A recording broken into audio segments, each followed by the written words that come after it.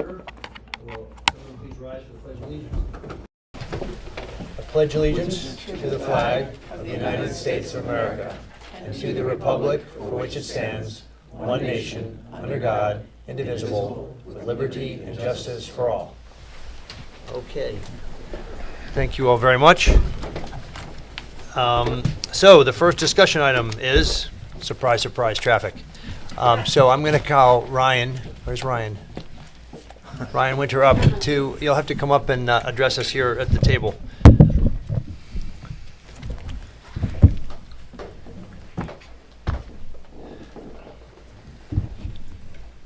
Evening, Board of Trustees, Mayor. Morning, good evening. Hello, Ryan. I'm Ryan Winter. I'm a traffic consultant from VHB Engineering for the village. So just wanted to give an update on what we've been doing the last couple of weeks. As you're well aware, we had a pilot program last month for closure of ox pasture to assess the impacts that may have to the traffic on Hill Street and also the approaches on Lee Avenue and Captain's Neck. And then based on that analysis, the results of that, which we reviewed with a combination of our own observations and the police department's help, we developed a list of follow-up ideas to try and fine-tune that and better achieve our goal, which is to move traffic more efficiently on Hill Street and get vehicles off of those side streets.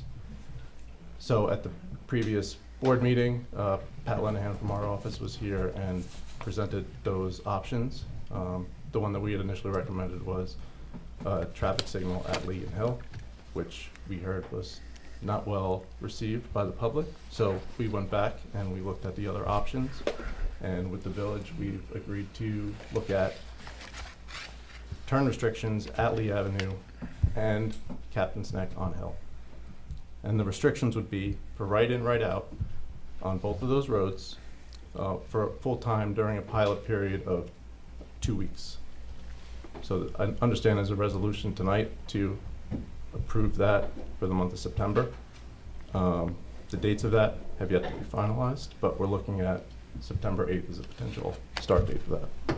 And it's my understanding that you were going to gather additional data on various streets in the village to, to be able to track the before and after effects. Correct. So we have staff out this week looking at traffic, specifically at Halsey and Hill, which is going to be a focus of ours during this study. And we are coordinating for additional traffic information at Hill Street and Lee, Hill Street and Captain's Neck, and then also on the north side at Bishops and Moses and Moses and Pelham to understand what the changes in traffic patterns would be based on this pilot. We're looking at, the data costs money, but the more data we have, the better we can understand what's happening. Mm-hmm. So we're looking at collecting 3 days a week during the pilot and then 3 days after. So we're working on getting a feed together for that, and we'll present that to you once we have it. And we can determine, the appropriateness of that scale of data once we have that information. And are you getting any data before we begin this? Yes, there's data being collected baseline, now, yeah. And we have existing baseline data on Lee and Hill from previous traffic count efforts that we're going to incorporate into our analysis as we move forward also. So the restriction, just to be clear, is going to be for 24-hour, the pilot on Hill Street. So at any time during that 2-week period, you won't be able to make a left onto or off of Hill Street from Captain's Neck or Lee. And there's also going to be a no U-turn restriction on Hill Street within that area. So if you make the right, you'll have to turn down one of the side streets to head back to the west. You won't be able to make a legal U-turn on Hill Street. The idea is to, again, improve the flow on Hill Street, but also try and maintain the safety, because understanding there was a similar pilot implemented last year, and during that there were some safety issues that were raised, which cut the pilot short. So this latest edition is being tweaked to try and eliminate or reduce some of those concerns. What's the thinking behind making it 24 hours? So the idea is to better set driver expectation so that people coming into the village see it in the morning, so they know that road is closed when they're leaving in the afternoon, and it's not a surprise. The more you change traffic conditions during the course of the day, the more driver confusion there is, and you're going to have more of the chaos, if you want, for lack of a better word, that we had the previous iteration. So we're trying to avoid that. I think there's also an additional cost of setup and takedown, so it was thought, it'd be easier not to have to do that every day. Yes, yep. Yeah, that's another component, and I think just getting the word out through signage and through the press that this is happening, to kind of just make more people aware of what's going on, to try and eliminate and reduce some of that driver confusion during the beginning. When you mentioned signage, will there be signage either on Lee Avenue and Captain's Neck or at the T with Hill Street that, in addition to the visual barrels, that says no left turn? Yeah, so there will be signs as you approach the pilot area, within the pilot area, identifying the turn restrictions. And we're working with the village to set up the variable message signboards within that area, both in the south side of the road and as you approach on Hill Street.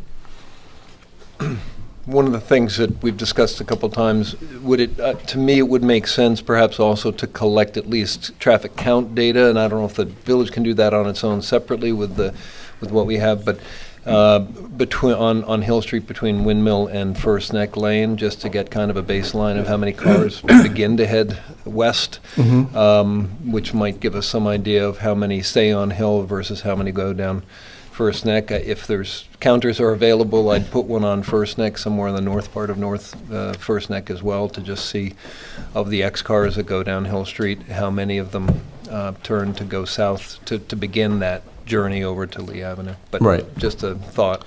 Yeah, that was something we considered, and again, we can get as robust with the data as we want. The concern was, they could be coming down from Gin Lane, they could be coming from Pond, from First Neck. So trying to capture all of that with the data, we were focusing on where it was coming back into Hill Street. Wherever they're coming from, if that exit location is made inconvenient, they're less likely to travel that way and will look for other means. During this pilot, emergency access is also a consideration. The width of Hill Street should be adequate to allow for emergency vehicles to pass. With a car pulled over into the bike lane, the north side is the tighter side. I believe there's 18 feet from the double yellow to the curb. So with a car pulled all the way over to the shoulder, you should have 11 feet.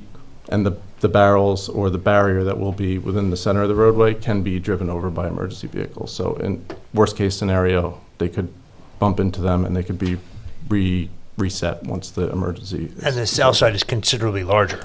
The south side is considerably larger because in addition to that 17, 18 feet, you have a parking lane, which is another 8 feet. So, because I know there was a concern about fire trucks coming in from the Shinnecock Hills Firehouse into the western part of the village, as that's the closest firehouse to those properties.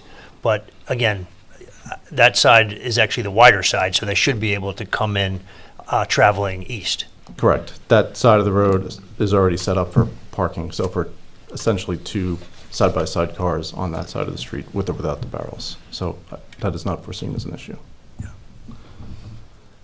Len or Ed, do you want to say anything? I think this time around, the proposal is very well thought. I mean, not only are we looking to make sure that the no left turn is there, but that the motorists are also informed ahead of time, which I think is very important. And the fact that we collect the data, that will give us some empirical data as to actually what the results are for the north side of the road. So I think it's a great proposal. And we'll have eyes on it during the pilot to just make general observations, and then obviously working in tandem with the village police department to support enforcement of the restrictions during the pilot. I'm sure we will get feedback from residents as well. Yes, and we're happy to take all that into account. So, as you know, I've been saying ad nauseum, I think a more comprehensive solution is making permanent the pilot that was successfully implemented for the 2 weeks last spring by the county and the town.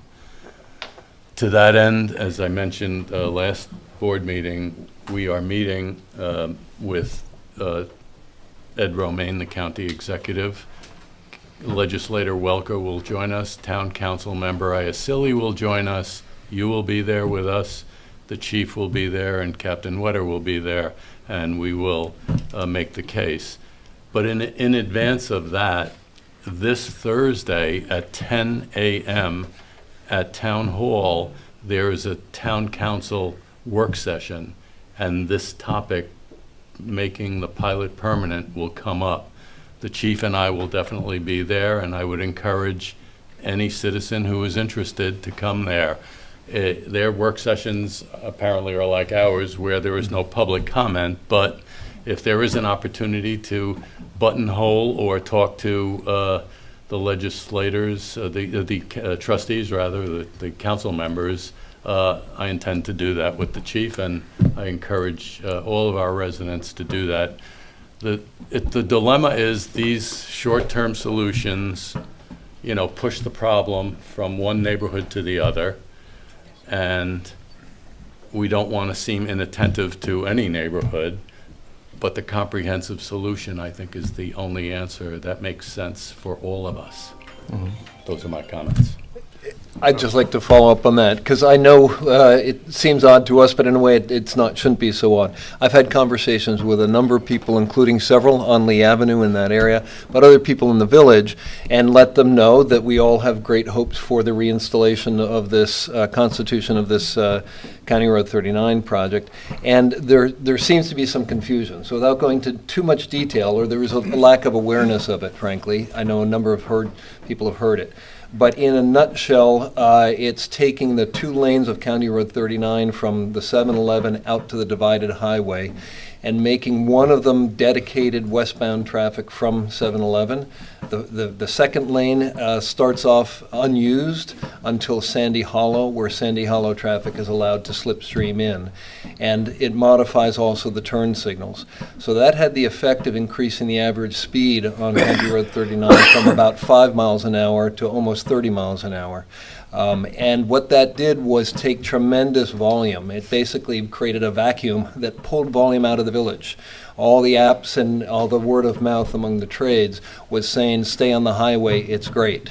So that's the big hope for this pilot program. And for those who live in Western Hill Street and myself on Hill Street, frankly, there was no reduction, I don't believe, in volume on Hill Street during that 2-week period, but it moved. The average speed on Hill Street, rather than being 1 mile an hour or less, was 8 to 10 miles an hour. People got out of the village, from the center of the village at the movie theater out to the west in 3 or 4 minutes at the most, as opposed to 50 minutes. And there frankly was almost no feeder traffic coming in from the side roads. And when it came in, there were brakes that let them in. So it was a real game changer for the entire Western Village. I just wanted to put that on the record so that people understood why we have such great hope for it. It just alleviates the problems in the residential streets so that people aren't using ways to try to beat the system. The system will work when it's more efficient. And I just ask, out of curiosity for background, the town isn't sort of partnering with us just out of the generosity of their heart to help the village. The town, the eastern town, is suffering from this problem significantly as well, right? Yep. Yeah. Yep. That's absolutely right. They're natural partners, and we just have to make sure the county is a natural partner as well. Roy, any comments? Yeah, I think this is an excellent idea, that we get to see what the effect of these restrictions would be. I've got 4 main areas that I think we need to make sure we are addressing. And the first one is that we need to make a comprehensive solution, not a piecemeal solution. So I'm happy to see that we're not just stopping the traffic on Lee, because it would go to Captain's. And if we stop the traffic on Lee and Captain's, it's going to go to Halsey. My own personal feeling is that the best solution would also include a stoplight at Halsey Neck, because that is an access point for the people coming from the beach. And if you had a stoplight there to allow people on Halsey to feed onto Hill Street with ease, because the light would be green for them to make a left turn, and they wouldn't have to be feeding in one coming off Halsey and one coming in off of Hill. And then once they got on Hill, if we had the restrictions working at Lee and Captain's, ideally the road would be moving and they would get to move down the road. In any case, I think we need a comprehensive solution, and so that's a key point. The other point, and it's been brought, I saw the notice from the South of Hill Neighborhood Coalition, it's been mentioned by our consultant, we have to make this very well known what's going to happen and when. Because the average person probably doesn't want to break the law. But if they get down to the end of the street and all of a sudden they go, oh my God, now what am I going to do? They're going to probably break the law. So we really need to have publicity, we need to have newspapers, we need to have signage, we need to have radio, we need to really let people know what is going on for this trial, so that the majority of sort of the good people pay attention. The bad people are still going to down there and try and break the law anyway. And that brings me to my third point, which is enforcement. There's going to be people making turns, and Chief, God bless you, you don't have enough people and you're going to have to be arresting a lot of people. And of course, everyone you pull over with the red light, everybody slows down to see what's happening. But enforcement is key. And just for this trial period, we're really going to have to step on it. I know it's going to be tough on your staff and there's going to be expenses for overtime. But without enforcement, I don't think the data is really going to be meaningful unless it just shows that most people disobey the law when it's a matter of convenience for them to do so. The data is also key. As Len and Rob have mentioned, we don't want to help one group at the expense of another group of citizens in the village. So we really need to get the baseline, and then we need to see, once we are making these restrictions on the south side of Hill Street, what's happening on the north side. Moses, Armand, Cooper's Farm, Lee, Pelham, are all those being more negatively impacted because people, instead of going on the south side, are now trying to go on the north side and cut through wherever they're going. So I would say with those four things that we're really paying attention to, I think this is worth a shot. Okay. And do you want to look at the idea of putting a temporary light at Halsey? Is that something that VHB would look at for us and then make a recommendation? What your thoughts are on that? We can look at that. I mean, just based on the reaction we got from the initial traffic signal request, it didn't seem like something that was necessarily on the table, but if the village is interested, we can look at the applicability of doing that as part of this trial. Nothing's to say during the 2-week period it has to be exactly the same. We could tweak things. You know, if we see we want Right. to try something different the second week, that could be an option. In my opinion, I agree with Roy. I think it might be worth trying simply because I think we are going to throw a fair amount of traffic onto Halsey Neck. Mhm. There are still people going to the beach, so I'm concerned that we create a real bottleneck there. It may also be the place where people on Captain's Neck and Lee Avenue who want to head west have to come to in the back roads in order to take a left onto Hill Street as well. So anyone in the neighborhoods that have no left turns who want to head west, that would be the natural point for them to do it. So I'd be in favor of at least considering it, getting your recommendations on it. Yep, we can take a look at that for sure. Chief, do you have anything that you'd like to add to this conversation? You're going to have to sit next to her. Me around the company. Hi, good evening. The only thing that I'll add is, we have a deployment plan ready to go whenever this thing is ready. It's going to be additional officers on for the 2 weeks. We're going to have 2 officers stationed out of the car at Captain's Neck and at Lee, in addition to the chute that DPW is going to set up, pointing people to make the right. So hopefully, we can't do it for 24 hours, Right. but during the height of Yeah. the rush hour, we're going to do that. We're also going to put the light on flash up at St. Andrews because that was a big That's a huge problem. concern. So as far as enforcement goes, we can't enforce the left turns, correct? Right? That's why I want to have somebody up there directing them and forcing them to go. But we will be continuing doing enforcement for the right turn restrictions because the last time we did this pilot, a lot of the cars were going up Bishops And coming back Somerset. and it's coming back to Somerset. So we're going to possibly put somebody there directing them up to Bishops to go to 39. And we'll see how that goes as far as them sneaking through to Somerset. So we're going to have about 8 officers on a day. That's what it's gonna take to do this again. So for the 2-week period. So that's something I wasn't clear on, but you just alluded. So because this is just a trial and we're not actually making a new local law, they won't be able to issue a citation to the people making illegal left turns. Right. Okay. So are we even going to stop them? Are we going to like pull them over and She's going to say? direct.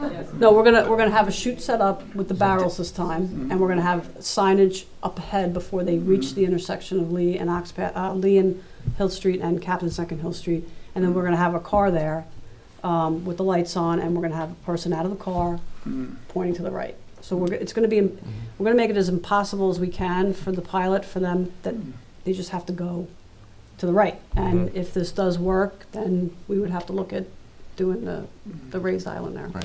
Yeah, just to add to that, there will be a physical line of barrels down Hill Street, so it won't be easy, just like it was previously, to kind of do a little jog and then go left. You would have to go down Hill Street a bit or run through the barrels. Chief, is part of your setup also to monitor U-turns for Oh, yeah. people? Yeah, we're gonna have motorcycles out as much as we can, and Well, the U-turns are illegal. Yeah. Correct. Yeah, that'll be yeah, enforced. Yeah, that'll be enforced. And we're gonna have 3 enforcement cars dedicated each day in addition to the posts. Do you have someone who could fly the drone to take video, not every day and all the time, but on? When we have the staffing, we have 2 officers actually on the same shift that are certified. So when the staffing doesn't become an issue, because patrol is primary, and answering calls for service is primary, and we have the extra body that we can do, we will get the drone up. It won't be every day. Yeah. To me, if we could do that at least for one session during the baseline data collection before the change, Okay. and then maybe afterwards, just as a little visual evidence as well. So before the 8th. Right. Whenever we're doing the baseline The data date collection, is yeah, the date we next start, yeah. Tuesday through Friday sometime, if that's possible. Okay. And the data collection method we're using is via camera, so we'll have that data available afterwards to review if that's something we're interested in. Okay. Yeah, that's good. The stepped-up enforcement, the presence that you're describing will be from when to when roughly? They're going to be on duty at 2:45, and we're going to do it from around 3:30 until 7 o'clock, because those are the restrictions for the right side, for the north side, and then the south side. Right. I'm assuming that if it does work, that it would be the same. What's your estimate of the cost of this in overtime? I don't want to hear this. well, we It's got going to it. range from 35 to 38,000 for the 2 weeks. I did get a call from Second Assistant Fire Chief Fowler, just concerned, like, have you guys thought about, fire engines? And I said, yeah, we have. And I just, you're going to loop him into the conversation of, I've already been talking to you've both okay. Ricky and Chris Epley. Okay, great. Okay, any other final questions for the chief or for Ryan Winter? All right, thank you very much, both of you. Thank you. Well, Ryan, we look forward to seeing your data. look forward to a solution. All right. And now I will call up the tree committee, and I believe it's Pete Grealish and Steve Phelps from DPW who sit on the tree committee. So please take a seat and address the board. And thank you for your work on this. Good evening. Evening. I don't have the letter here. Have you all received the letter that we sent to the board, trustees? Yes. Yes. Everyone's familiar Yes, with it? with photographs. With photographs. Yeah. So, our request is, the Christmas lights on the street trees in the village are killing the trees. And with the, If you want the letter, there it is. well, To if refer to it. we're all aware of it. So we came up with a date range. Let me just see this, Pete, I do need it. Yeah, I did notice that some of the trees on Main Street were not looking so good, and it does seem that the ones that are not doing so well are the ones that have the lights on them. So we had a meeting about a month ago, and we recommended that we remove the Christmas lights, the white lights on the trees immediately.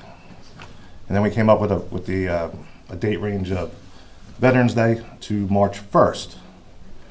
And it's just explaining, and Pete can explain why we want to do this. So Pete, if you want to explain to them why we want to take these trees or what it's going to do to these trees. Yeah, Pete, you're our tree We expert. do have photos. We're relying on You you, got Pete. photos for You, it? what's happening is they're putting the Christmas tree lights up and then just leaving them year round, okay? What's happening The is white, that the white lights. the white bee Christmas lights lights, that yes. are up, and most of the trees around the business district of the village. And what is happening is that the wire, basically, the electrical wire is not going anywhere. And then as the tree grows, the wires are actually strangling the tree. So you can't just put wires around a tree and leave it there because the tree will die eventually. So there are different trees are in different stages depending on how long the lights have been in the tree, and also how different trees grow at different rates. So it's not not every situation is exactly the same, but I don't think you can make individual calls for each individual tree. I think you have to make some sort of jurisdiction where the lights have to come down at some point and then go back up for the Christmas season. How long have the lights been up, roughly? Well, I'd say every situation is a little bit different. I think this whole tree thing started back when maybe Eppley was mayor. I believe that we had the conversation this afternoon. 10, but that's when it was- 10 or 11 years ago, Yeah, roughly. 5 to 10, yeah. I think it's been longer than that. Well, they switched them out. And they've added some in. They added. They've added, yeah. So as of now, in the business district, we have 195 trees. And at the 195 trees that have lights on them, we have 33 of them. And out of the 33, there are 14 that are At risk. at risk or past risk. I had photos, I don't know, see, can we get them up, Kathy? Actually, sometimes you can put them on the table here somewhere and you can see them. I think that's where you're sitting. Okay. do you have them? What's the downside? Just the additional cost? The downside is, yes, the cost. Let's see if we can get some. I think it's on the center of the table.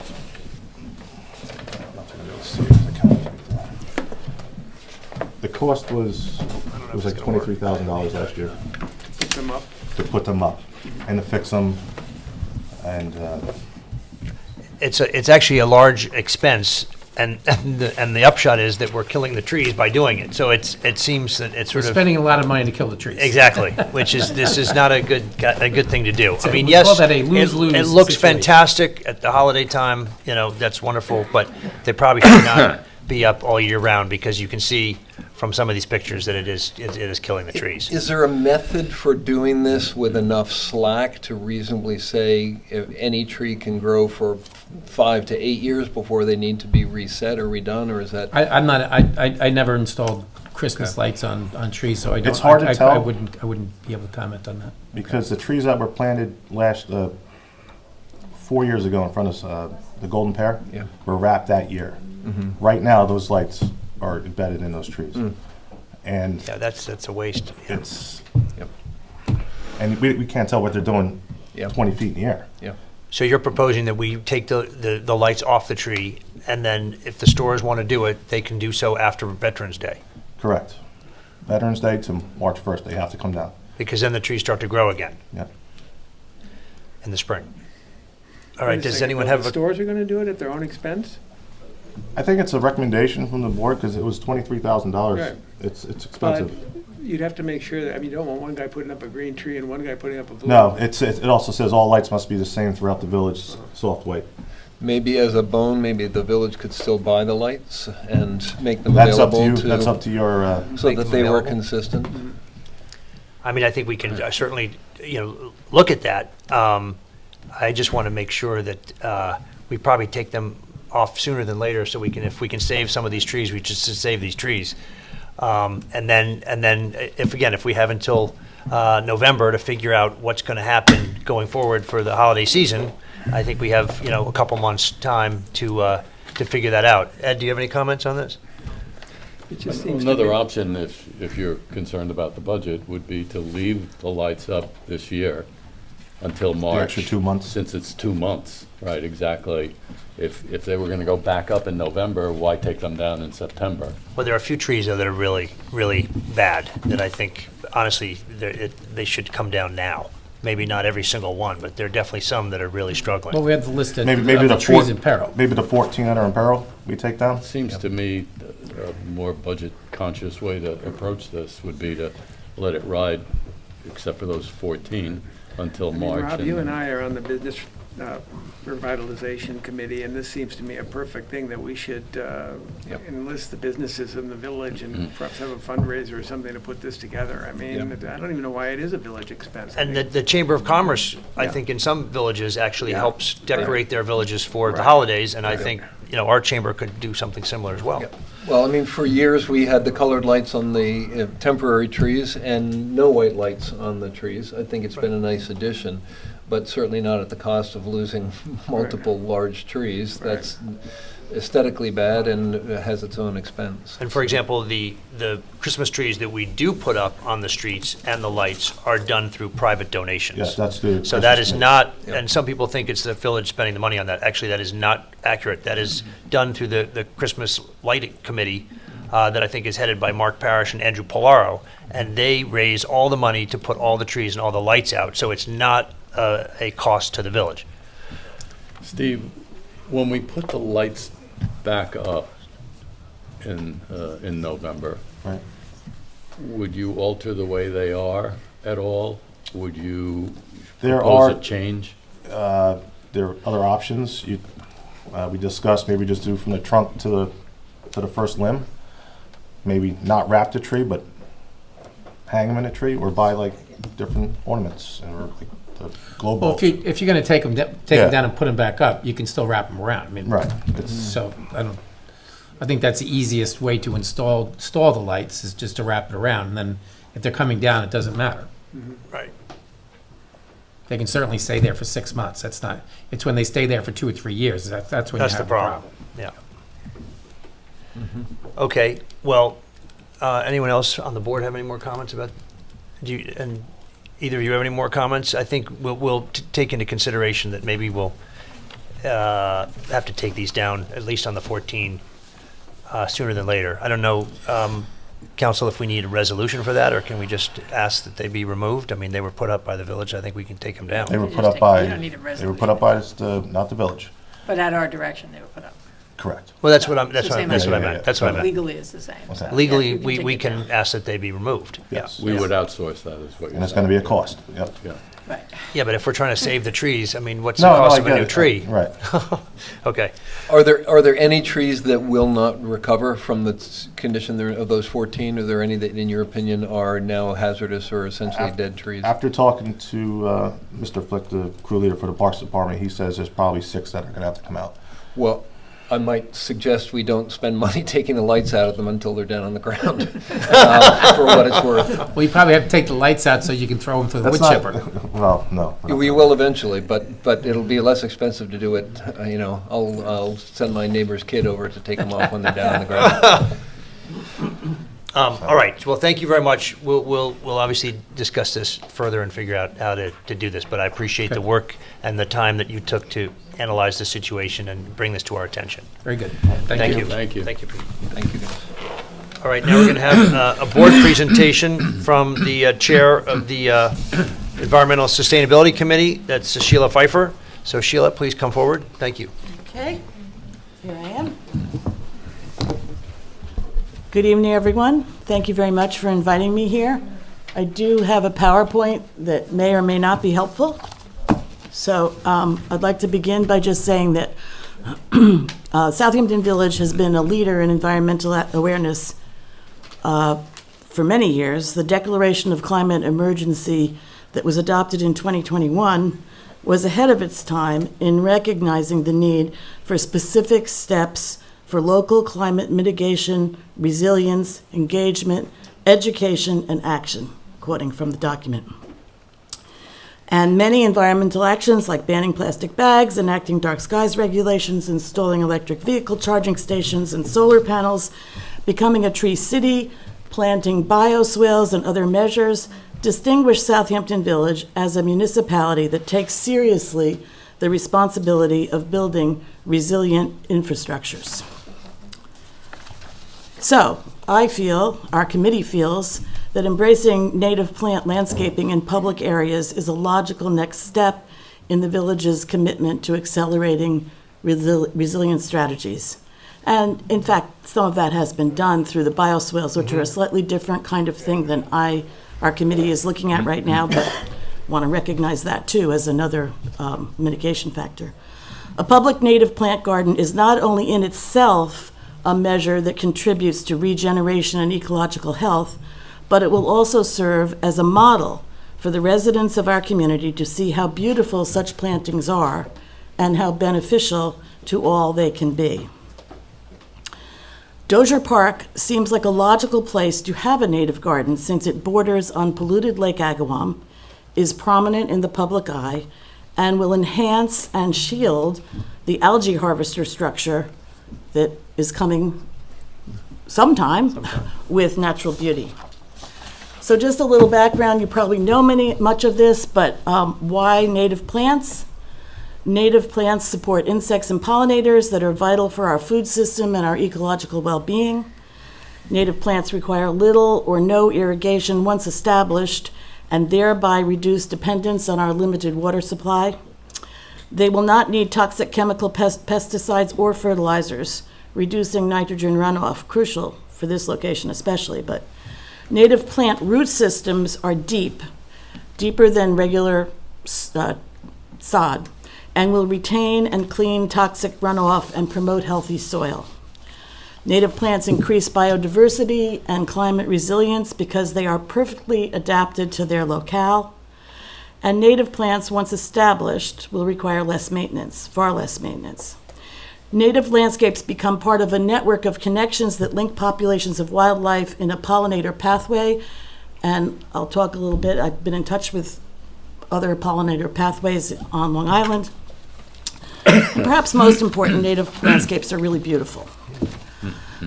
And I should just maybe add here that the kind of garden that, we haven't discussed it fully in our committee, but that probably we would be envisioning, with the input from experts in this, is not what many people, well, not a meadow, okay? There's a difference between a native plant garden and a native meadow.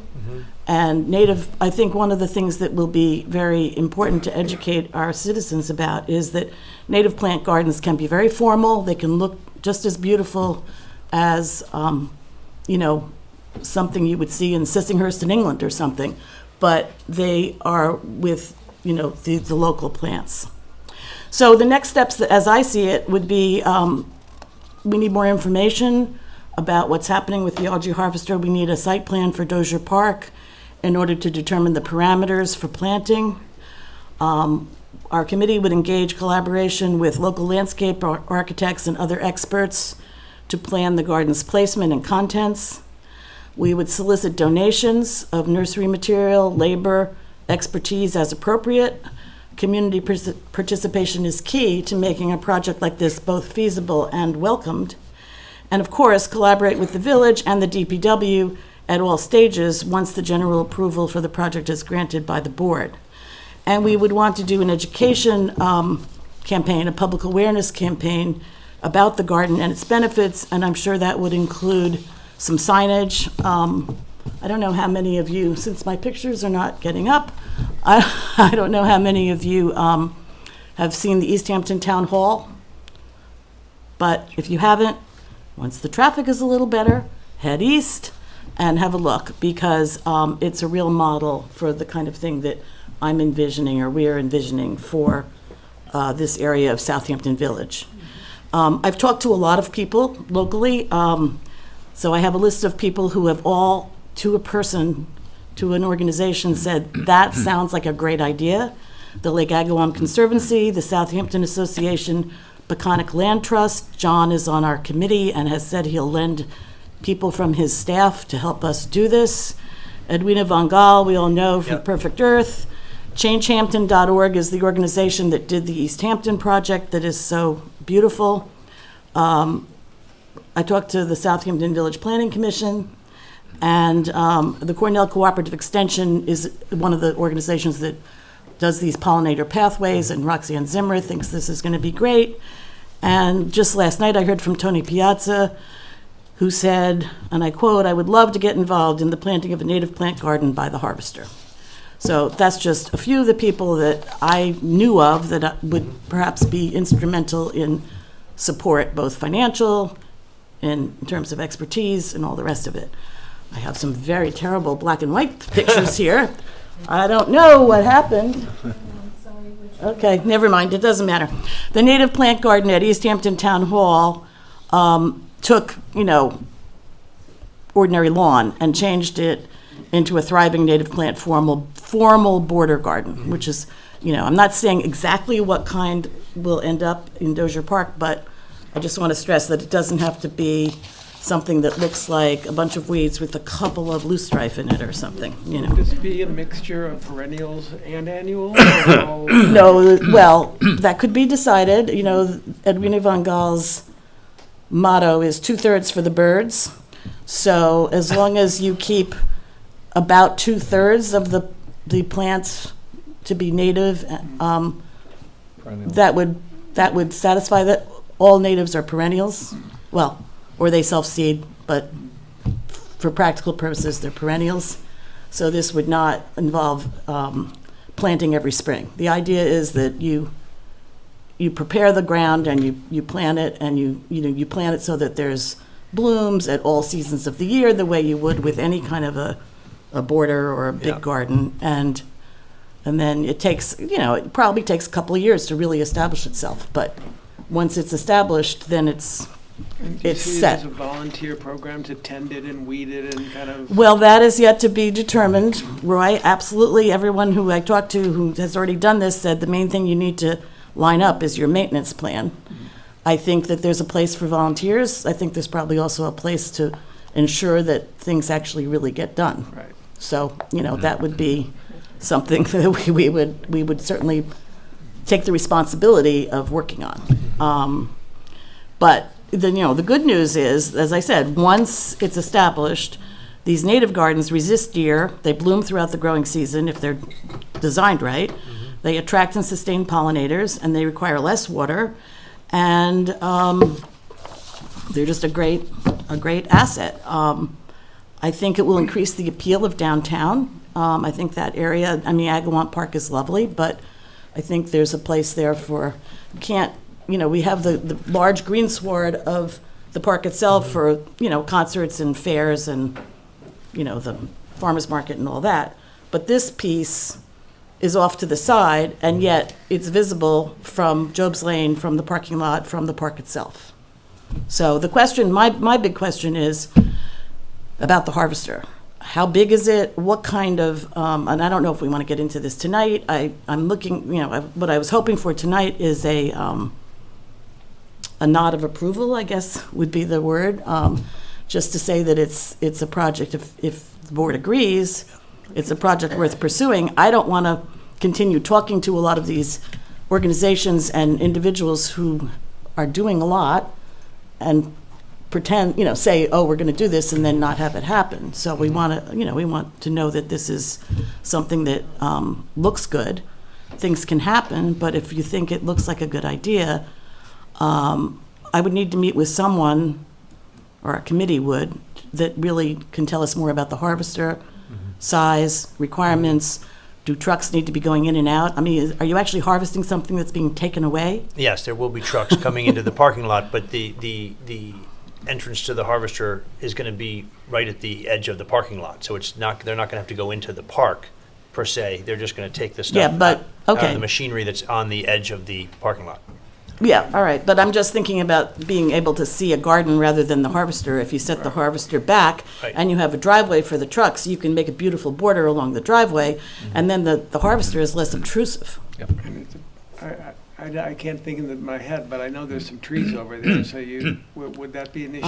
I'm not planning to cut any trees down. No, but the trees would. You know me, not without permit, The trees might shade the garden. Is there enough sun, I think? Is there enough sun? Yes, there's a lot of sun. Go over there. You're right across the street. Yeah. You'll see. Okay. Tons of sun. Well, I wouldn't give you a nod or approval. I would give you 2 thumbs up. That Well, sounds great. That's Yeah. good.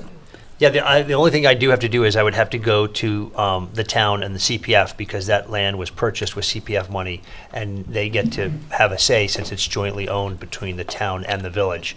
It's similar to what I had to do with them in regard to Moses Park, where I had to get the plans approved by the town before we started the work. Okay. So I'm sure they would want to see what the plan was, and then give their nod of approval so that we could just go ahead. Okay, so you want to make a plan before you go to the town, or I do you think they're want me gonna- to go to they're- the town like this? They're and gonna just- they're gonna ask to see a plan. Okay. Yeah. That's so we have to get to that stage or phase or what. Yeah.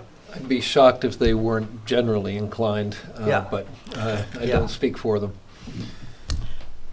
I think it's a win-win. I was just going to use those words. Seems like a win-win. It will look great, and it will enhance our environmental chops, right? So Exactly. it's a win-win.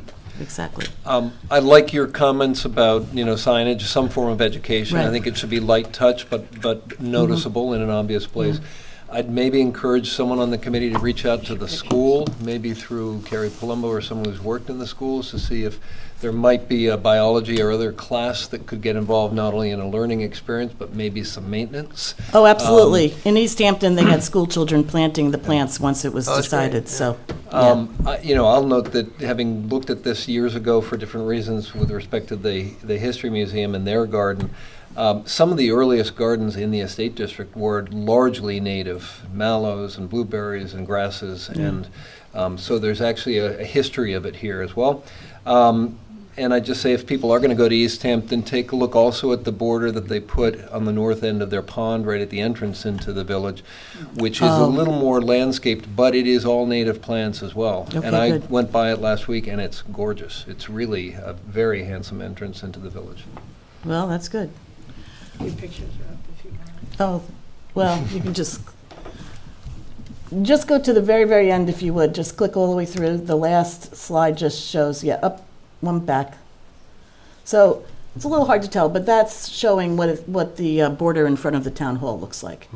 And I didn't take a picture of a meadow, but, for example, we all know what it looks like on Old Town and Wickapog. I'm not talking about that, Yeah. so. The deer seem to like that a lot. Well, I don't know, but one of the things that they look for, natives are generally deer resistant. Yeah. So, Any comments? So, do you have any directive to me about what my next step would be to be able to know better? I think I actually have already asked one of our consultants to get me a site plan with a grading, because the CPF asked me to provide a grading plan for the property. That was before I even knew that we were going to talk about a potential garden. Okay. So what I would do is probably, try and merge the grading plan with what your plan might be for, the planting, because that would be something I have to go show the CPF folks. Does that also show the proposed location for the algae harvester? That's the crucial thing. Yeah, I Yeah.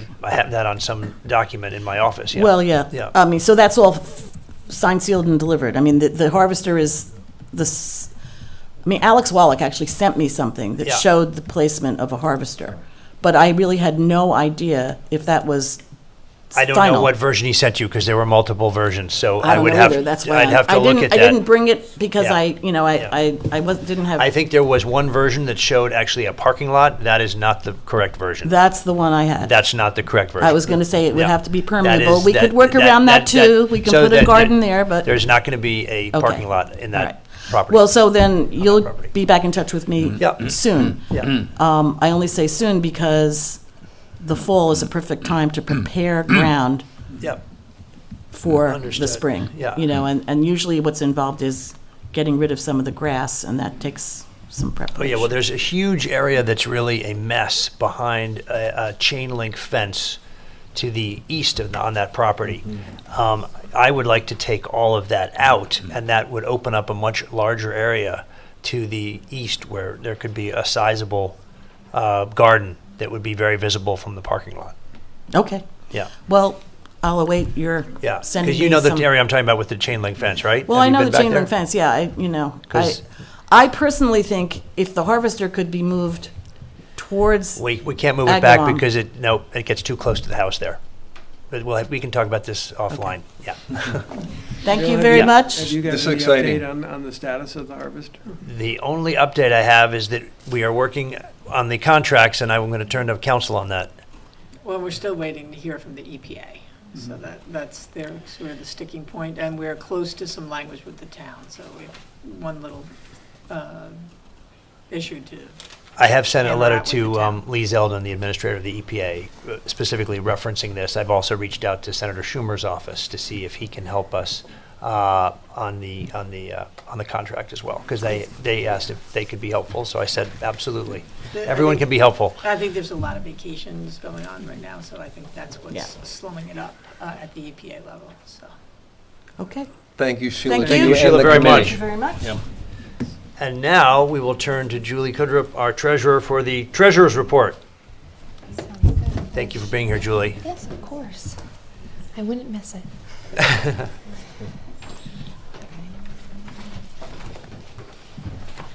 Share my screen. Just wait for him to get it up on the screen. Sage, you have, here it is, good. There it is. Okay. Now, everyone should be mindful that these are unaudited, but Yes. the auditor is coming in next month, right? They are coming in at the end of September, which, jumping ahead to the ending. Yeah. But this is what you've done, compiled Yes. based on your best estimate. Yes, Yeah. so this is And the audit covering. takes months to accomplish. It does, It's yeah. not like Yeah, but they're yeah. coming on site to audit Yeah. into September. Understood. So this is, I'm just going over June 1st of 2024 to the ending of May 31st of 2025. So Okay.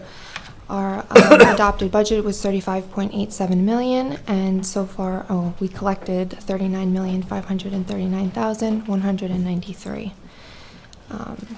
Going on to our building permits, we had budgeted 1.65 million. We collected 3.1. Now, if you turn your attention to the charts, I have the last 2 fiscal years and where we were at the end of those. So in the fiscal year ending 2024, we collected 4 million, and in fiscal year ending 2023, we collected 3.4. So we are down compared to. But this is showing that we're down. Yeah, Yeah. yeah, but we're still high from what we budgeted, because that was we received 1.45 million over what we had budgeted.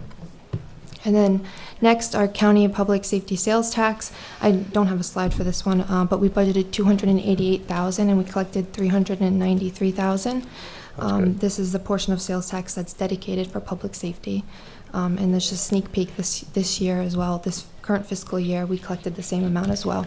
And that's a percentage, Julie, of the actual sales tax collected here in Southampton Village? Yeah. So Yep. that's a barometer of retail and other Yep. activities, sales taxable activity in the village? Yep. Thanks. Yeah, so they send us a check for our share, yeah, our Yeah, portion. it didn't increase at all from last year to this year either, but, yeah, yep.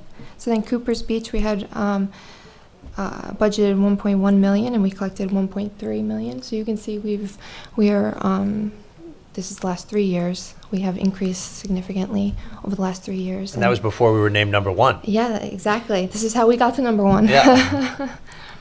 And that includes some pretty bad weather at the beginning of this year. Well, yeah, this doesn't show, Well, that doesn't show this year. unfortunately, this year. This but- is showing 24, 25. Yep. So then in mortgage tax, we budgeted 975,000 and we collected 1.4. This quarter, the ending of this year, the 579,000, that really threw me. I did not anticipate us collecting that much. I really had it projected at like 200,000, and I don't know exactly why they gave us it. It's just the state, they don't tell me when. You can see in the beginning of 2022, 2023, we collected 720,000. Well, it's based on the sales in the village, Yeah. isn't it? Right. And the people that are getting mortgages, yeah. We just don't know if there's a cash flow There's, issue. yeah, because interest rates so haven't really changed, and Right. it's just, yeah. Interesting. And then next, our interest collected from banking institution, we had budgeted 500,000 and we collected 1.3 million. So we collected a lot more than double what you estimated. Yeah, yep. Well, that's excellent. This is Our- interest? Yeah, so we collected 4.2%. Night Class pays us. It's like a pool, investment pool that all the municipalities have. invest into. And as you can see, 2021, 2022, that's when interest rates were really low. But that's what we were originally budgeting around there. I Got think it. in, I forget where my notes were. I think in 2021, 2022, and 2022, we had budgeted 48,000. And then in 2022, 2023, we budgeted 35,000. And then in 2023, 2024 was 250,000. So in the end, it far exceeded what we thought there. And then again, I don't have a slide for this next one, but our CHIPS program, which is it's Consolidated Highway Improvement Program. So That's money back from the state. for paving projects, we had budgeted 336,000, and we collected 599. That's excellent. Mhm. So we got more state Yeah. aid as well. But isn't this just a direct result of the interest rates being high at the present time? The interest there, but not the CHIPS Yeah, money. not the CHIPS, The CHIPS yeah. money is separate. CHIPS is sent in like reimbursement, like the village did paving projects, and this is how much it costs, and they come back and they give us that But this money we have back. no control over. I mean, No. if the interest rates No. go down, we're not. Then it's going to go way Yeah, down. yeah. Correct. Yeah. We'll shop around for a better bank. Better bank. Yep. And then for our expenditures, same thing, adopted budget was 35.87 million, and then we expense 35,164,593. That's 98% of our budget. So unaudited projected operating surplus is 4.37 million. We did have an internal interfund transfer of 1.35 million. 1 million went into capital reserve.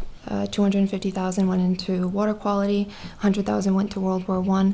So that brings that surplus down to just 3 million, right there, 3 million. So that's where we ended up in this year, projecting. This is unaudited. Yeah. Yeah. Yep. So then, like I said, our auditors will come in September, and then we're working on revising a procurement policy as part of our ongoing policy improvement efforts in our office now, so, yeah. Who are you working with that on? I am right now I'm with myself, but I'll be working We've discussed it, but she's doing her initial Yeah. draft. Yeah. getting stuff down. So Maybe Scott can be helpful with a procurement Yeah. policy. It was We'll have a it was in meeting. Southold. Yeah, yeah. that's it. If you Okay. guys don't have any Questions for Julie? Julie, within these numbers, generally they look obviously very impressive, so Mhm. congratulations to, I guess, everyone. For you for compiling them, but for the village and its stewardship. Is there anything in here that either surprised you or concerns you, buried inside the numbers? I know we were faced with some expenditures, like our retirement was, it came in higher than anticipated, but we were able to make it work. We budget conservatively on our revenue, so that kind of helps us with fluctuations when we don't anticipate our expenses to be higher. So, no, I think this year went very smoothly. I don't have any really concerns. It surprised me the mortgage tax did this quarter, but I hope next quarter will be good too. But, And yeah. we started a zero-based budget model about 3 years ago or so when Charlene was the village administrator. And coming in at 98% is pretty good shooting. So Yeah. congratulations. It's really very, very good. And revenues being strong is good because, you know, it's a foundation for us to be able to do some things that we'd like to do. Yeah. With respect to public safety, public health, our infrastructure. Yeah, so it's a nice thing. But at the same token, we just spent a fair amount of time talking about traffic and what we're going to do to solve the traffic. And our building department revenue is up, so more people are building, and we wonder why there is more traffic, because there's Yeah. more people building. So I don't really know. It's like a cat chasing its own tail, but and that's not going to go on forever. It may reach a point where everybody says, the traffic's too terrible out here. I don't want to build a house in Southampton or renovate one. I mean, that would be terrible, but that's, yeah. Well, you're right. I guess over the last several years, you know, there's really no basis to continue budgeting at that high level Right. of collection because you can't trust that it'll go on. Right, right. So, From the, I do know from the sale of beach stickers at Cooper's, though, we, to date, this was last week, had brought in $100,000 more than last year. Yeah. So that's what we're I'm doing tracking, very so- well on selling beach that's stickers. the number I was thinking of when Yeah. I said bad weather. Yeah, Yeah, yeah, with Thank you, yeah. yes. bad weather, yeah. Yeah, but still, despite the bad weathers, we're still up $100,000. Yep. So that's good. Right. To Roy's point, and Bill, you and I have had some discussions on this, we have seen a somewhat persistent increase or surplus of revenues over forecasts from the building department, but that could end at any point. And Well, Bill, it's trending down, as you saw. It's trending down, and Yeah. you've made the point that in addition to the fact that it can trend down more harder, there are also some other costs that don't show up in the building department that come around from construction in terms of quality of life, some additional police enforcement, some And highway paving work. of roads. Repaving of roads. The other place, though, where the building activity really shows up besides the building department revenues is the fact that, our taxes actually have gone up, but not for people who are staying in their houses and not doing any work. All of that increase over the last 2 or 3 years, I think, has come from the reassessment of houses that have been built or rebuilt. So we ought to hope that some of it continues, and the rebuilding of houses is sometimes less obtrusive, and sometimes it's is enhancing to the village. But it's a bit of a double-edged sword sometimes. You create a lot of traffic activity to keep some things going that are beneficial to the village. Right. Any final comments, Julie? No. Anything from the board? Okay, thank you very much, Julie. We appreciate it. Thank you, Julie. Good job. Thank you. Now we will turn to correspondence to the board, and I'm going to turn to our village administrator, Scott Russell. We have correspondence from Dr. Michelle Cartier, who supports the new zoning code with reference to the 2-week minimum in the historic district, 2-week minimum stay Oh, with the regard rentals. to Airbnb. We have correspondence from Alice Flynn, who has asked us to remove the no parking signs on the streets in and around near the beaches. Correspondence from Lynn Tiracamo. Keep traffic on 39, complains about the traffic on Moses Prospect, and opposes the proposal for Lee Avenue. Midge Fowler also advocates for keeping the traffic on 39 and opposes the proposal for Lee Avenue. Lauren Santo Domingo, no traffic light on Lee. Correspondence from Cornelia Erklantz, no left turn on Lee, who supports that proposal. Correspondence from Rich Delaquickly, Mayor Bill Manger, Trustee Roy Stevenson, Lenzinati, Trustee, and Rob Coburn, Trustee. And we have correspondence lastly, Gilbert Harrison, who supports and advocates speed humps on Ox Pasture. And that's everything I have. Okay, thank you very much, Scott. I appreciate that. Now we'll go to suggested resolutions. Resolution 1. Number 1, resolve the claims for the warrant dated August 26, 2025, totaling $290,529.68, warrant number A8 General, and $73,059.40, warrant number H3 Capital, are audited and approved, and I'll make that motion. Second, all in favor? Aye. Any opposed? Okay.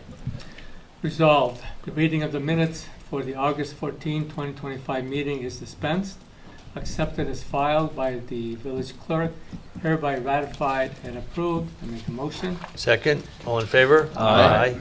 Okay. Resolve, the Board of Trustees authorizes a 2-week pilot program in September 2025 to have no left turns from Lee Avenue and Captain's Neck Lane onto Hill Street. I make the motion. I just would like to sort of add to it that we're still fleshing out the exact details of the plan, and we'll be waiting to get information from our consultants as to exactly what's going to happen in terms of what's going on, because I would love to see this include some sort of control at Halsey Neck so that it doesn't become the stepchild of improving the situation on Lee and Captain's Neck. Right, so maybe we should amend that, amend this resolution to authorize the temporary traffic light at Halsey. If recommended by, if recommended by the. Right. All right, can you traffic redo engineer. that resolution then? So it'll, let's say it says resolved that the Board of Trustees authorizes a 2-week pilot program in September 2025 to have no left turns from Lee Avenue and Captain's Neck onto Hill Street, and a temporary traffic light at the intersection of Hill Street and what is it, Halsey? Halsey Neck Lane. Halsey Neck Lane, if recommended by our traffic consultants. Can I just throw in one other Yes. thing? This has been in other similar resolutions, that the program, the pilot, can be stopped at the direction of either the mayor or the chief of police If there's a with safety. respect to safety Right, concerns. I agree with that. Okay. So as amended, is that an agreement with I everyone? would make the motion as amended. Second. All in favor? Aye. Any opposed? Okay, thank you. Number 4, whereas the village treasurer's office is preparing for the close of fiscal year end, May 31st, 2025, and whereas the treasurer's office has made the necessary accruals to attribute expenses to their corresponding fiscal year, resulting in various budget line shortfalls, and has prepared the attached neutral budget amendment, now therefore be it resolved, the Board of Trustees approves the attached budget amendment number 378 for fiscal year end May 31st, 2025, totaling $518,030.82. And before I make the motion, I'd just like to say that this is typical year-end cleanup stuff to prepare for the accrued expenses to be charged to the correct fiscal year, given goods and services being purchased, etc. I'll make the motion. I'll second. And I just would like a quick discussion. I wanted to thank trustees Ananti for the time you spent with me on this, and also Julie Crudup for explaining some of this. And it's a sign of the fact that the zero-based budgeting came in so close, as trustees Ananti said, that we can make these balances and have it be budget neutral. And it's fairly small pieces here and there, and it looks like a good practice. So thank you for your time and explanation on it. Okay, so we have a motion and a second. All in favor? Aye. Any opposed? All right. Resolved, the Board of, whereas the Agawam Park Playground is in need of repairs and the village has received 3 quotations for the performance of such repairs, and whereas the lowest responsible quote was submitted by Turf Tech USA, an amount not to exceed $11,500, now therefore be it resolved, the Village Board of Trustees hereby approves and authorizes the mayor to sign the proposal submitted by Turf Tech USA at a total cost not to exceed $11,500, and be it further resolved that funding for said repairs shall be allocated from the Special Revenue Fund Children's Reserve Account number CS7866-400.400. I'll make the motion. Second. All in favor? Aye. Any opposed? Okay. I know we've just voted on it. Is that responsible quote or responsive quote? Were there irresponsible quotes that were lower? Just wondering out loud. Resolved, the Village Board of Trustees hereby appoints Nate Barber and Julius Latanzio as special beach attendants at the area known as the Picnic Beach at the hourly rate of $25 an hour on Saturdays and Sundays from 8 a.m. to 4 p.m. effective August 23rd, that was 3 days ago, through September 1st, 2025 as needed. Just remind people this is part of the settlement agreement with the town and the users of the beaches, the vehicle users of the beaches and local residents. This is the village's obligation to monitor that traffic. So I make the motion. I'll second. All in favor? Aye. Aye. Any opposed? Okay, we do have one walk-on, so I'll make a motion to accept a walk-on resolution involving the correction of a payment to an aggrieved taxpayer. I'll second that. All in favor? Aye. Okay, do you want to read this, Sure. Scott? Whereas the Board of Trustees previously authorized by resolution the village attorney and village assessor to enter into a stipulation to settle an Article 7 tax lien litigation between the village and Deerfield Hamptons LLC related to property located at 97 North Sea Road, Southampton, New York, and further identified as Suffolk County Tax Map at 0904-005-01 and 014.1. Whereas due to a Scrivener's error, one of the tax years was not accounted for in that resolution, thereby not authorizing sufficient funds for the settlement. Now therefore be it resolved that the Board of Trustees amends the prior resolution to authorize the village attorney and village assessor to enter into a stipulation to settle an Article 7 tax lien litigation between the village and Deerfield Hamptons related to property located at 97 North Sea Road, Southampton, New York, and further identified as Suffolk County Tax Map number 904-005, 01/014.01.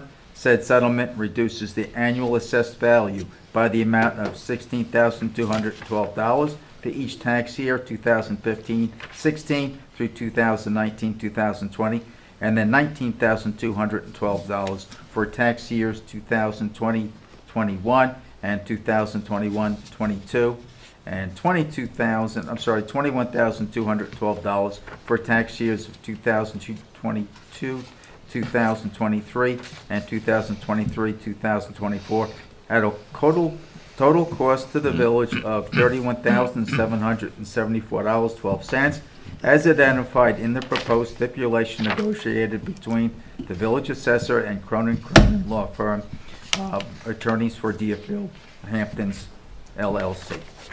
I'll make the motion. Second. Discussion. The difference from what the resolution had on June 25th of 2024 was $3,000 less. So this is just correcting and increasing by $3,000 what the village owes for this to clear this. So I just wanted everyone to know that. So we have a motion and a second. All in favor? Aye. Any opposed? Okay. I think that is it then. So now we will move to comments from village board members, and we will start with Trustee Coburn. Okay, try to be very brief. It's been a very busy and difficult summer. It's still summer, but obviously winding down. I want to specifically commend Matt Weeks and the team at Cooper's Beach for all the work they put into preparing for Hurricane Sandy and the conditions that persisted for 4 or 5 days at the beach, and the reset work that took place afterwards, and the public safety role that they played in warning people as they came to the beach. The team did an excellent job. We had no issues, and it was a lot of work for them, so I wanted to commend them for that. I also just wanted to say that there was a great event at the Southampton Arts Center on Saturday. I know a number of people at this table were there, and it was their Summerfest celebration, well attended, and it's a real jewel of this village to have that organization healthy, and I think I don't know what their proceeds were, but it was a lovely evening and a lot of familiar faces. I'll let people know there's the Sandcastle contest this coming Saturday at Cooper's Beach. I believe it starts at 2 o'clock. There's information on the village website and some flyers around town that tell you what the themes and the rules and the opportunities are, so I encourage visitors and residents alike to get down there. It's open to children and adults, and it's a very good time, and the weather promises to be fantastic. With prizes. And there are prizes available for the winners. There's multiple categories and age groups for winners. And the prizes are donated by generous Southampton Village merchants. Yes. Merchant or merchants? Yes. It's plural. Okay. And last but not least, I'll just mention that the Southampton Artists Association also has a show that starts in 2 days and runs for about 2 weeks through the 7th at the Levitas Center, at the Cultural Center. So just wanted to point that out, and otherwise wish everyone a good end to their summer and a great Labor Day weekend. Okay, thank you, Trustee Coburn. We'll go to Trustee Simeoni. Yeah, Southampton Cultural Center has had a very successful run of the concerts in the park, and tomorrow is the last one, and it's going to be featuring the Electric Light Orchestra, which was very well known, I think, back in the 70s, 80s. Yeah. Definitely something that's worthwhile to attend, and I also was going to mention about the Southampton Artists Association running through September 7th. Definitely something we would like to see. And with that, I also wish everybody a happy Labor Day weekend. Excellent. Thank you, Trustee Simeoni. We'll go to Trustee Stevenson. Thank you, Mayor. I apologize, I have a bit of a speech here. As trustees, we are all focused on preserving the qualities that make this village so special. Its rural nature, its natural beauty, its very small villageness, epitomized by such things as the Sandcastle contest, or our volunteer emergency services, or the 4th of July parade that we all enjoy so much. But it's really a catch-22, because the very qualities that everybody loves are what draws more and more people here and endangers our small villageness.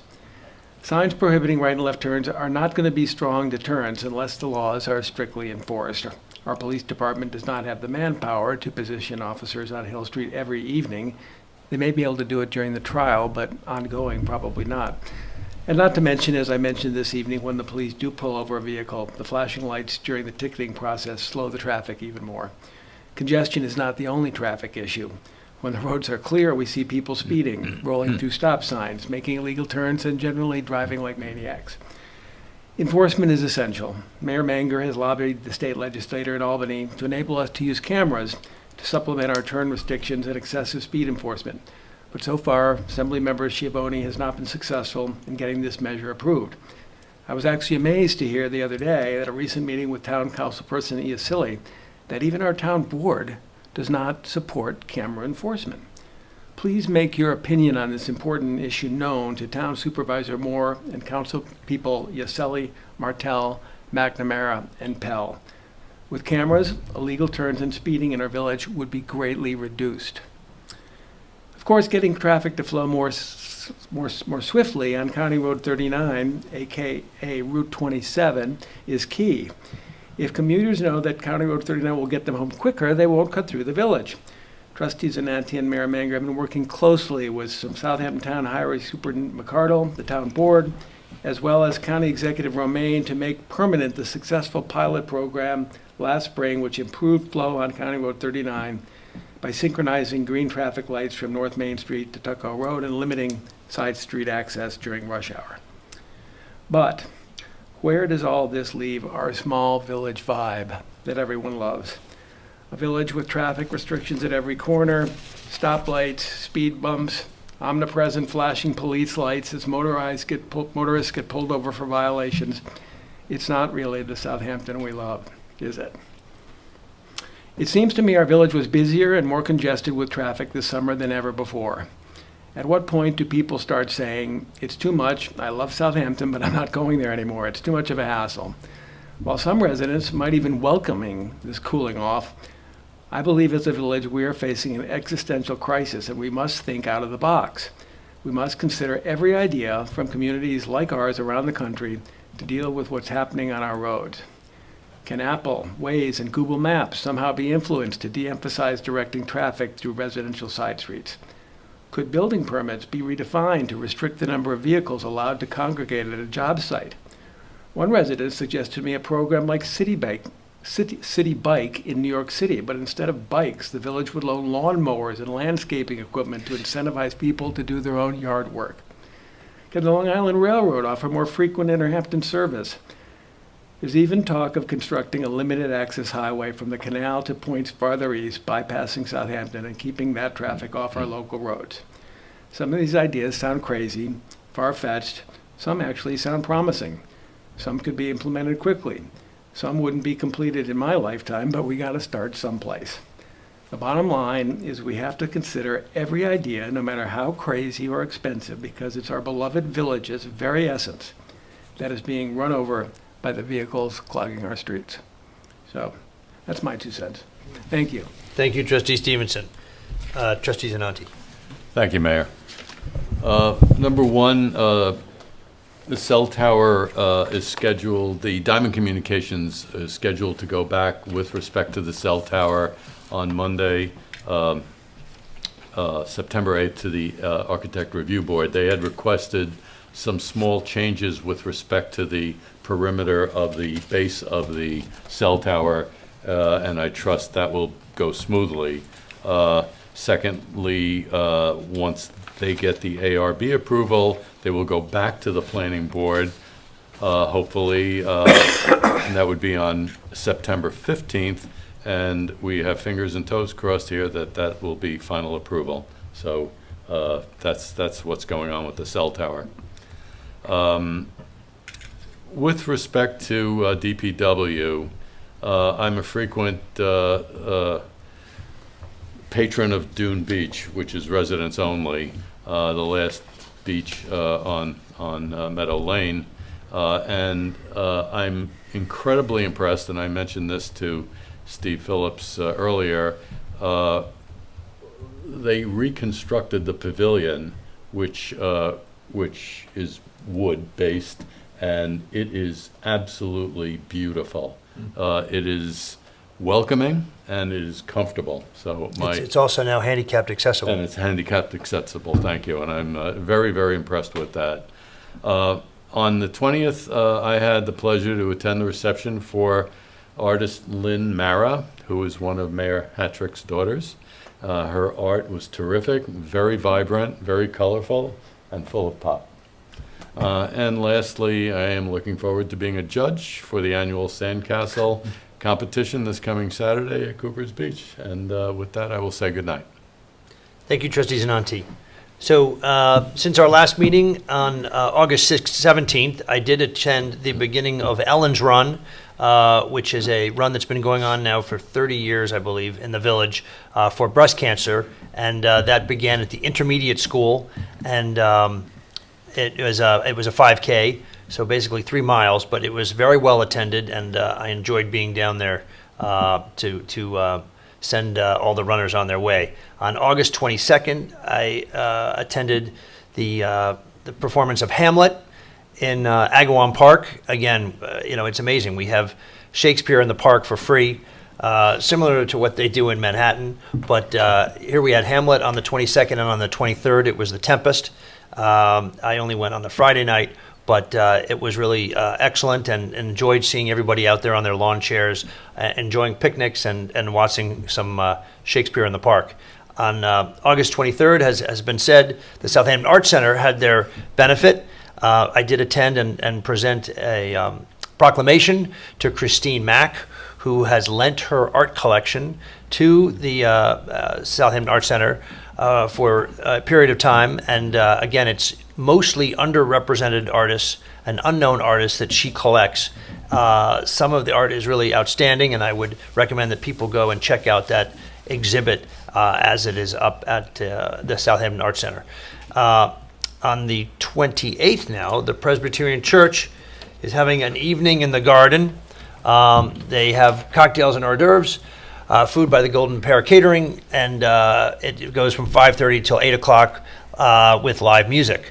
There is a charge for it, but again, it goes to the church, and so if anyone wants to go to the Presbyterian Church on the 28th, I would just let them know about that. And then we talked about the Sandcastle contest, so we don't need to talk about that anymore, but I did want to just go over some of the projects that are going on in the village to give people a heads up. So on Hampton Road, National Grid says that they are finally coming to a conclusion now that we're at Labor Day, which is just amazing timing on their part. But if again, they really get to finish on Friday, very shortly thereafter, we have money from National Grid, over $400,000 worth, to repave the portion of the road that is really severely messed up from their hookups of gas to the businesses. Something that was necessary to do, but something that unfortunately was done through the summer, and not something that I was really in favor of. But anyway, it had to get done, and now we do have the money to repave that street, and so it should be done sometime, I'm hoping, in the month of September. Moses Park, again, we continue to do the improvements to that park, and the bocce courts are installed. They're excellent. They're actually now putting some paving down around the bocce courts. And on September 10th, we are supposed to receive the new playground equipment that will be assembled in the park, again with artificial turf under it. And so hopefully by later this fall, that park will really be in excellent shape. On September 15th, the town trustees are starting a project at their parking lot at the south end of Lake Agawam. That's the parking lot that's immediately adjacent to Lake Agawam. They are going to be repaving that, but also adding green space and bioswales so that, again, the water does not run into the lake. It's going to run into the middle there, where right now there's just a concrete barrier. It's actually going to be removed and opened up with green plantings that will absorb the road runoff. And so that they're going to start on September 15th. I tried to have them start as late as possible so that it would not be disruptive to people that go to the beach there or go to the church there. So they're going to start at the far end because the church actually does have services through the month of September. So they're going to start at the east side and work their way west. But then we also have grants that have been approved for additional bioswales along Rickapog Road.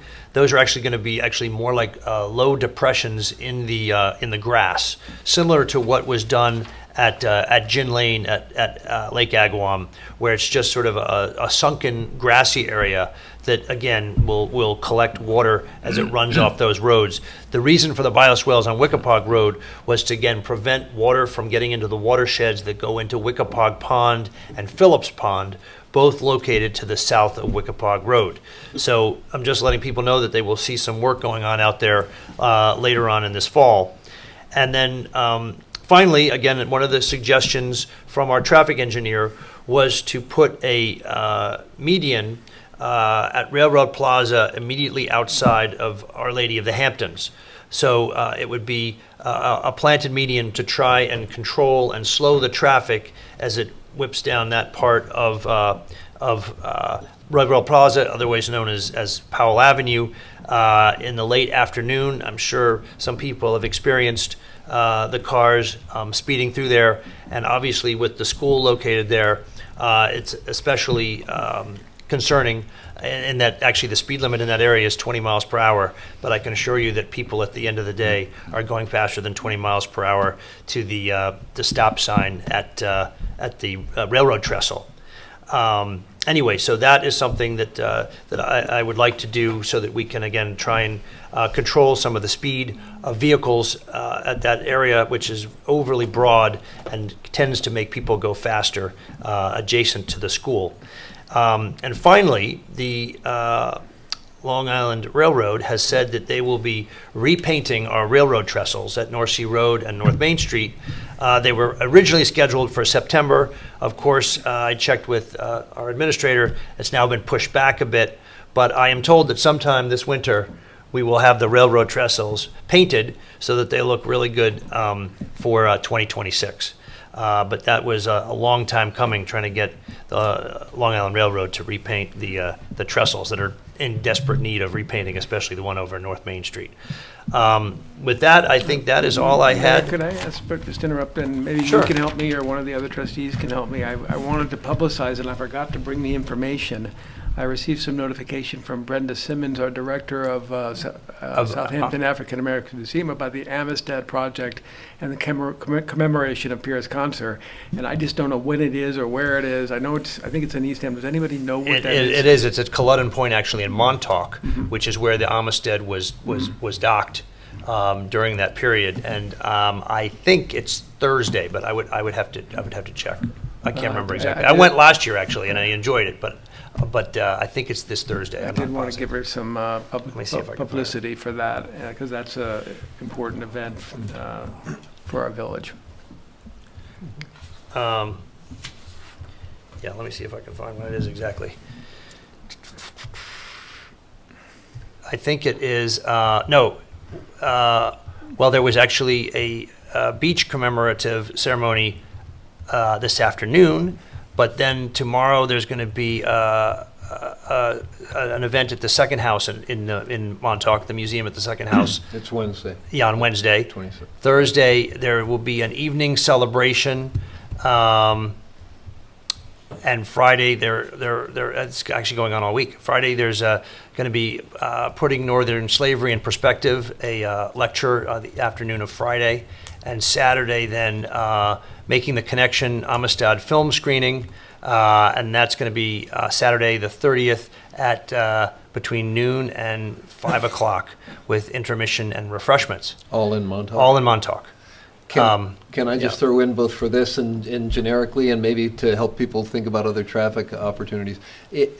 Several times in the last 6 or 7 years, I've taken the train to East Hampton, Amagansett, and Montauk to meet people or to go have meals. And there is a late night train that gets back after dinner time. So if anyone's inclined to go to those events in Montauk, I would encourage you to think about taking the train. Thank you. And with that, we have no executive session, so I'll make a motion to close this meeting of the Village Board of Trustees. Do I have a second? Second. All in favor? Aye.